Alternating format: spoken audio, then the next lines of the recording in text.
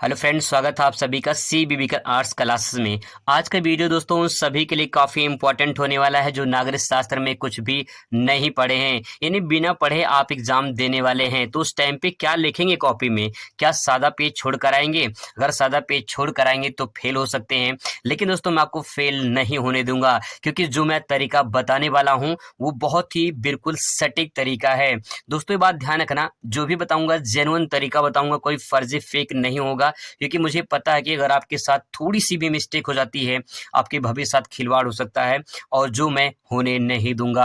अब दोस्तों जो तरीका आपको बताने वाला हूँ, बस इसको आप 5 मिनट के लिए थोड़ा सा अच्छे से समझ लीजिए कि कैसे आप क्वेश्चन बना कर ले सकते हैं। अगर कुछ समझ में नहीं आएगा तो क्या करेंगे उस टाइम पे एग्जाम में, क्या करना है, आइए मैं आपको वही बताने वाला हूँ। ध्यान रखेंगे कि जो है बिना पढ़े आप जो है अच्छे नंबर से पास हो सकते हैं, इसका मैं आपको तरीका बताने वाला हूँ। सबसे पहले दोस्तों आपको ध्यान में रखना है, जब बोर्ड की कॉपी आपको लिखना है तो थोड़ा सा ठंडे दिमाग से अच्छे से बहुत ही पॉजिटिव थिंकिंग के साथ जो है कॉपी को लिखना है। ध्यान रखना है, बोर्ड ने खुद आदेश दिया है, सरकार की तरफ से भी आदेश है कि अगर कोई परीक्षार्थी अपने कॉपी में कुछ लिखा है, ध्यान रखना कुछ लिखा है, तो उसे कुछ ना कुछ जरूर मिलना चाहिए, आदेश जारी हुआ है, ठीक है। और ध्यान रखना, जैसे एग्जाम्पल के तौर पे बात करते हैं, मान लीजिए क्वेश्चन 5 नंबर का है और आप 5 नंबर का सवाल कुछ ना कुछ बनाकर लिख दिए हो, तो एग्जामिनर को जो उस पे से कुछ ना कुछ नंबर देना है, यानी 5 में से 2 नंबर 3 नंबर कुछ ना कुछ जरूर देना है, ठीक है। क्योंकि ये आदेश जारी हुआ है, अगर आप जो है कुछ लिखे हैं उस सब्जेक्ट से संबंधित, तो आपको जरूर कुछ ना कुछ मिलेगा। इसलिए दोस्तों आपको 2 बातें कहना चाहूंगा यहाँ पे कि कुछ ना लिखने से अच्छा है, कुछ ना लिखने से अच्छा है कुछ लिख कर आओ, और कुछ ना मिलने से अच्छा है बहुत कुछ मिल जाएगा। दोस्तों ये तरीका बिल्कुल सटीक है, सही है। अगर आप कुछ लिख कर आते हैं तो कुछ ना कुछ जरूर मिलेगा। सादा पेज छोड़ कर आएंगे तो कुछ नहीं मिलेगा। अगर आप जो है कुछ लिख लिख कर आते हैं तो आप अच्छे नंबर से पास हो जाएंगे, इस बात की पूरी गारंटी है। अब सवाल है कि कुछ में क्या लिखेंगे, समझ में ही नहीं आएगा पेपर में क्या आया है क्या लिखे। तो आइए अब आपको बताते हैं कि क्या लिखेंगे उस टाइम पे जब कुछ समझ में नहीं आएगा। तो सबसे पहले दोस्तों मैंने देखिए यहाँ पे कुछ छोटा सा जो है मॉडल पेपर लिया है, और इसके माध्यम से मैं आपको बताने वाला हूँ कि कैसे जो है आप अपने आंसर को प्रेजेंट कर सकते हो बिना पढ़े, और बना बना कर अपना आंसर बिल्कुल सही तरीके से लिख सकते हो। यहाँ मॉडल पेपर में देखिए, सबसे पहले बात करें बहुविकल्पीय सवाल की, तो बहुविकल्पीय में कुछ बनाने के लिए तो है नहीं, आप इसे जो है इसमें से कोई भी क्वेश्चन आप टिक करेंगे, चाहे तुक्का मारिए चाहे जैसे आप करिए, ठीक है, लेकिन आपको करना है, छोड़ना नहीं है।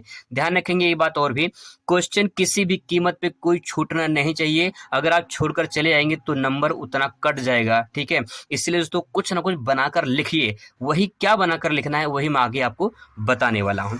देखिए जो अभी मैं आपको बताने वाला हूँ कि क्वेश्चन कैसे बना के ले सकते हैं, कैसे आप पूरा नंबर पा सकते हैं, तो अति लघु ये भी क्वेश्चन बता देंगे, ठीक है, कुछ क्वेश्चन इसमें बता देंगे, और उसके बाद जो है लघु उत्तरीय फर्स्ट है, उसके बाद जो है लघु उत्तरीय सेकेंड, और फिर विस्तृत उत्तरीय प्रश्न। दोस्तों को बता दें कि जो मैं तरीका आपको बताने वाला हूँ इसमें 8 नंबर का 6 नंबर का, ये दोनों जो है काफी इंपॉर्टेंट है। यहाँ से ज्यादा नंबर मिलेगा तो यहाँ पे जो मैं तरीका बताने वाला हूँ यहाँ पे लागू होगा, ठीक है। तो मैं सोच रहा हूँ कि सबसे पहले हमको यहाँ से बताऊं, ठीक है, विस्तृत उत्तरीय प्रश्न से बताऊं, क्योंकि ये ज्यादा प्रश्न है, मतलब ज्यादा नंबर मिलेगा यहाँ से, तो शुरुआत यहीं से करते हैं, ठीक है। आप कोई भी मॉडल पेपर ले लीजिए, कोई भी पेपर ले लीजिए पिछले सालों का, उसके आधार पे भी आप जो है समझ सकते हो, ठीक है। सबसे पहले दोस्तों यहाँ पे देखिए सवाल पूछा गया है, सूचना के अधिकार का वर्णन कीजिए। अब आपको ये सवाल का प्रश्न नहीं आ रहा है, कोई बात नहीं, यहाँ पे देखिए अथवा करके सवाल लिखा गया है, ठीक है, अथवा करके लिखा है, भारत में अन्य पिछड़ा वर्ग को आरक्षण देने के पक्ष विपक्ष में तर्क दीजिए। ये सवाल जो है अभी ये भी नहीं आ रहा, कोई बात नहीं, ठीक है। 2 आपको लॉन्ग क्वेश्चन लिखना है, तो पहला वाला यहाँ पे देखते हैं। अगर पहला वाला समझ में नहीं आया है तो कोई बात नहीं, दूसरा वाला समझने की कोशिश करते हैं। देखिए क्या लिखा है, भारत में लिखा है, भारत देश के बारे में समझ में आ रहा है, ठीक है, यहाँ तक समझ में आ रहा है। अन्य पिछड़ा वर्ग के बारे में समझ में आ रहा है, अगर अन्य पिछड़ा वर्ग के बारे में समझ में आ रहा है, यानी अन्य पिछड़ा वर्ग में कौन, ओबीसी आते हैं, ठीक है, कौन आता है, ओबीसी आते हैं। तो यहाँ पे 2 पॉइंट आपको कीवर्ड समझना है, ठीक है। कीवर्ड जब समझ जाओगे तो आप आराम से ले सकते हो, कोई दिक्कत नहीं होगा। तो यहाँ लिखा है कि भारत में अन्य पिछड़ा वर्ग, यानी भारत में जो हमारा देश है भारत, इसमें अन्य पिछड़ा वर्ग के लोग हैं, यानी ओबीसी के लोग हैं, ठीक है। यहाँ तक समझ में आ गया? चलो यहाँ तक समझ में आ गया। अब इनको कह रहा है कि आरक्षण देने, ओबीसी को आरक्षण, आरक्षण मतलब क्या होता है? आरक्षण मतलब भाई उनको रिजर्वेशन मिल जाएगा, ठीक है। रिजर्वेशन देने के पक्ष विपक्ष में, यानी जैसे मैं कहूँ कि आप जो है जो बोर्ड पेपर है, ये बोर्ड पेपर जो है आप दे रहे हो, ठीक है। कुछ लोग चाहते हैं कि प्रमोट हो जाए, तो कुछ लोग पक्ष में होंगे कि हाँ जो है प्रमोट हो जाए, लेकिन कुछ लोग विपक्ष में होंगे कि नहीं भाई पेपर होना चाहिए, ठीक है। तो पक्ष का मतलब ये कि आप अपना पक्ष ले रहे हो, और कुछ लोग ऐसे हैं जो उसका विपक्ष कर रहे हैं, ठीक है। अब पक्ष विपक्ष हो गया। अब इसके बारे में तर्क दीजिए। तर्क मतलब क्या होता है? अपना विचार दीजिए, अपना राय दीजिए, अपना मत दीजिए, कुछ दीजिए जरूर। चलिए, अगर आपको प्रश्न समझ में आ गया होगा तब इसके बारे में हम लिखना शुरू करते हैं। अब इसके बारे में क्या लिखेंगे? बना के लिखना है, हेडिंग डाल के लिखना है, बस समझने की जरूरत है। आपसे ओबीसी के बारे में पूछा जा रहा है, ठीक है। ओबीसी में आरक्षण के बारे में पूछा जा रहा है कि ओबीसी को जो है जो आरक्षण दिया जा रहा है उसके बारे में पहले पक्ष दीजिए। तो आप हेडिंग डालेंगे पक्ष, ठीक है। ओबीसी के बारे में जो आरक्षण दिया जा रहा है वो पक्ष लिखेंगे, ठीक है। पक्ष में आप इसमें पॉइंट और बनाएंगे। क्या पॉइंट बनाएंगे ये भी देख लीजिए, नहीं बना सकते हैं। जैसे देखिए यहाँ पे लिखा है अन्य पिछड़ा वर्ग, तो पिछड़ा वर्ग मतलब क्या है कि वो आर्थिक रूप से क्या है? पिछड़े हैं। तो यहाँ पे हम लिख सकते हैं कि आर्थिक रूप से, यहाँ पे लिखेंगे, आप थोड़ा राइटिंग बना के लिखेंगे, आर्थिक रूप से पिछड़े, ठीक है। आर्थिक रूप से पिछड़े हैं तो जो है उनको जो है क्या मिलना चाहिए? उनको, अगर आर्थिक रूप से पिछड़े हैं तो उनको जो है आरक्षण मिलना चाहिए, ठीक है। अच्छा, अगर ये पिछड़े हैं तो इसका मतलब ये है कि वो जो है राजनीति में पिछड़े होंगे, ठीक है। किस में पिछड़े होंगे? राजनीति में पिछड़ेंगे। तो राजनीति में जो है पिछड़े, राजनीति इसमें पिछड़े हैं तो इससे पक्ष में जो है आप राय दे सकते हैं, ठीक है। अच्छा, राजनीति में पिछड़े हैं तो इसका मतलब ये है कि जो है वो जो है संस्कृति में पिछड़े होंगे। संस्कृति मतलब उनकी संस्कृति को ऊपर उठाना, ये सब जो है पॉइंट इसमें आप लिख सकते हैं।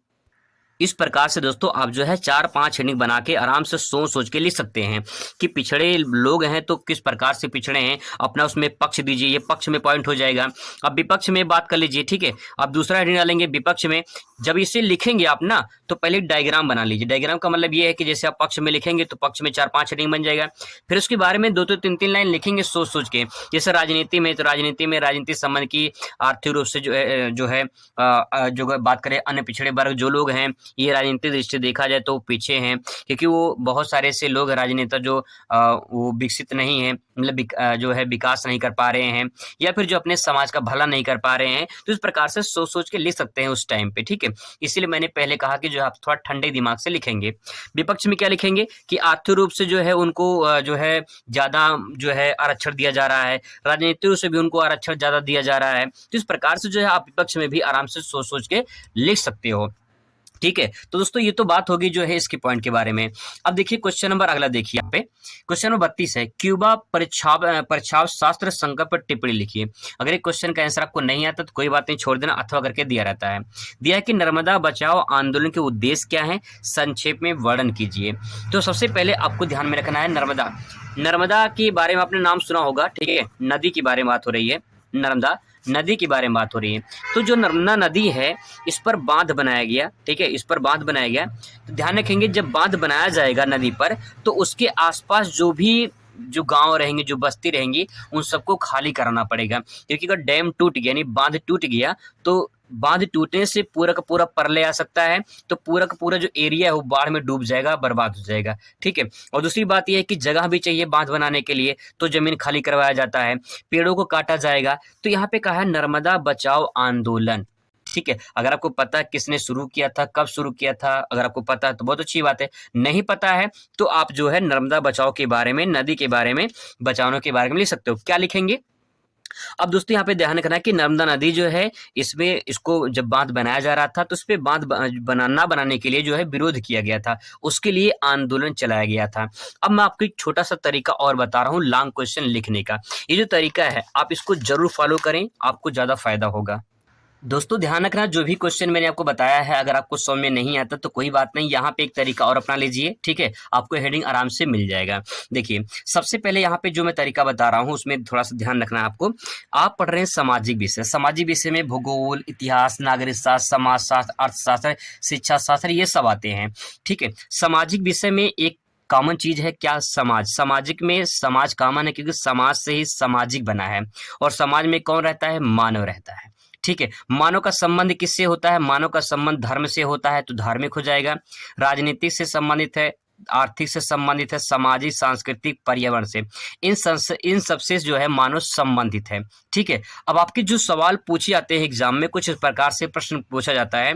अगर आपसे उद्देश्य पूछता है, कार्य, विशेषताएं, लक्षण, महत्व, प्रकार, कारण, अर्थ, परिभाषा, इसी टाइप के सवाल आपसे पूछे जाते हैं। तो देखिए आपको कुछ करना नहीं है, अगर उद्देश्य पूछा जाएगा तो आपको हेडिंग बना लेनी है, धार्मिक उद्देश्य, राजनीतिक उद्देश्य, आर्थिक उद्देश्य, सामाजिक उद्देश्य, सांस्कृतिक उद्देश्य, पर्यावरणीय उद्देश्य, ठीक है। ये हेडिंग बनी है। अब इसके बारे में आप जो है 4-5 लाइन आराम से जो है लिखना, सोच सोच के, कोई दिक्कत नहीं है, ठीक है। अगर आपसे पूछता है कार्य तो देखिए धार्मिक कार्य, राजनीतिक कार्य, आर्थिक कार्य, सामाजिक कार्य, जो है सांस्कृतिक कार्य, पर्यावरणीय कार्य, इस प्रकार से लिख सकते हैं, ठीक है। अगर विशेषता पूछता है तो धार्मिक विशेषता, राजनीतिक विशेषता, आर्थिक विशेषता, सामाजिक विशेषता, सांस्कृतिक विशेषता, पर्यावरणीय विशेषता, इस प्रकार से हेडिंग बनेगा, ठीक है। अगर लक्षण पूछता है तो लक्षण में धार्मिक लक्षण, राजनीतिक लक्षण, आर्थिक लक्षण, सामाजिक लक्षण, सांस्कृतिक लक्षण, पर्यावरणीय लक्षण, ठीक है। महत्व पूछता है तो धार्मिक महत्व, राजनीतिक महत्व, आर्थिक महत्व, सामाजिक महत्व, सांस्कृतिक महत्व, ये पूछ जाएगा। प्रकार पूछता है धार्मिक प्रकार, राजनीतिक प्रकार, इस प्रकार से हो जाएगा। कारक पूछता है तो आप लिखेंगे जो है धार्मिक कारक या फिर राजनीतिक कारक, आर्थिक कारक, सामाजिक कारक, सांस्कृतिक कारक, ये हो जाएगा, ठीक है। अर्थ परिभाषा में जो है आपको उसकी परिभाषा को कन्वर्ट करके लिखना पड़ेगा। अगर अब जो है आगे और देख लीजिए, आई होप दोस्तों आपको समझ में आया होगा। आगे देख लीजिए जो है और क्वेश्चन जो आपके होते हैं वो कैसे पूछ सकते हैं। जैसे मान लीजिए यही है यहाँ पे, अब बात करते हैं इसके, ठीक है। तो जैसे यहाँ पे देखिए लिखा है वामपंथ क्या है। अगर आप समझ में नहीं आ रहा है इसको तो उसको जो है आपको बना के लिखना है। क्या लिखना है वामपंथ में? इसका दोस्तों मतलब ये हो जाएगा, वामपंथ का मतलब ये हो जाएगा कि जो है जो गरीब या पिछड़े होते हैं उनकी जो तरफदारी करते हैं उनको वामपंथ बोलते हैं, ठीक है। तो यहाँ पे जो है ये जो लघुत्तरीय जो सेकंड सवाल होते हैं इसका जो है यहाँ पे देख लीजिए आपको 100 से 125 शब्दों में लिखना होता है, ठीक है। यहाँ पे 100 से 125 शब्द दिया रहता है, तो जो है आपको तकरीबन जो है इसका एक पेज में आंसर इसको देना है। तो अगर आप समझ जाओगे कि जो है गरीब जो अन्य पिछड़े लोग होते हैं जब उनकी तरफदारी करते हैं तो उसी को वामपंथ कहते हैं। अब उसके बारे में जो है बना बना के लिखेंगे। अगर कीवर्ड समझ में आ जाएगा तो दिक्कत आपको नहीं होगा। अगर देखिए जैसे लिखा है नीति आयोग के उद्देश्य एवं कार्यों का संक्षेप में वर्णन कीजिए। यहाँ पे देखिए उद्देश्य और कार्य पूछा है तो लगाइए वही तरीका जो मैंने आपको बताया था, ठीक है। यहाँ पे तरीका जो है लगा सकते हैं उद्देश्य में धार्मिक उद्देश्य, राजनीतिक, आर्थिक, सामाजिक, ये आप ट्रिक जो है लगा सकते हैं अगर आपको जो है समझ में नहीं आता है, ठीक है। तो नीति आयोग के उद्देश्य और कार्यों के बारे में आप यहाँ पे लिख सकते हैं कि क्या उद्देश्य इसका हो सकता है। अगला है कि यहाँ पे संयुक्त राष्ट्र सुरक्षा परिषद में भारत के अस्थायी सदस्यता के दावे का पक्ष में अपने तर्क दीजिए। अब इस क्वेश्चन का आंसर समझ में नहीं आ रहा है तो कोई बात नहीं, यहाँ पे लिखेंगे देखिए संयुक्त राष्ट्र सुरक्षा परिषद में भारत के अस्थायी सदस्यता के दावे के पक्ष में जो है अपना तर्क दीजिए। तो यहाँ पे जो है संयुक्त राष्ट्र संघ जो है यहाँ पे सुरक्षा जो है एक परिषद है, इसमें भारत के अस्थायी सदस्यता के बारे में बात कही जा रही है, इसके बारे में पक्ष देना है, ठीक है। तो अपना जो है तर्क, अपना विचार दीजिए कि जो है भारत जो है संयुक्त राष्ट्र सुरक्षा में काम अच्छा करता है, ठीक है। और उसके बाद जो है अपना जो भी भागीदारी होती है आर्थिक रूप से, सामाजिक रूप से अच्छी होती है। तो यहाँ पे जो है ये सारे पॉइंट जो है फिर इसमें जो है आप इसमें ऐड कर सकते हो। पासिंग मार्क्स के लिए जो है आप इस तरीके को अपना सकते हैं और इस प्रकार से जो है अपने आंसर को प्रेजेंट कर सकते हैं। तो दोस्तों ये तरीका ज़रूर अपनाना। अगर कुछ समझ में नहीं आएगा तो इस प्रकार से जो है अपने सोचकर उसको जो है अपने मन से बना कर लिखने की कोशिश करना है। बस ये कॉपी भर कर आनी है, पूरी कॉपी जो है भर कर आनी है। कॉपी भर कर आएंगे तो जो है आप पास हो जाएंगे, ये पक्का दोस्तों आप पास हो जाएंगे अगर कॉपी भर कर आए हैं। कुछ ना कुछ लिख कर आएंगे तो कॉपी आप जो है ज़रूर पास हो जाएंगे।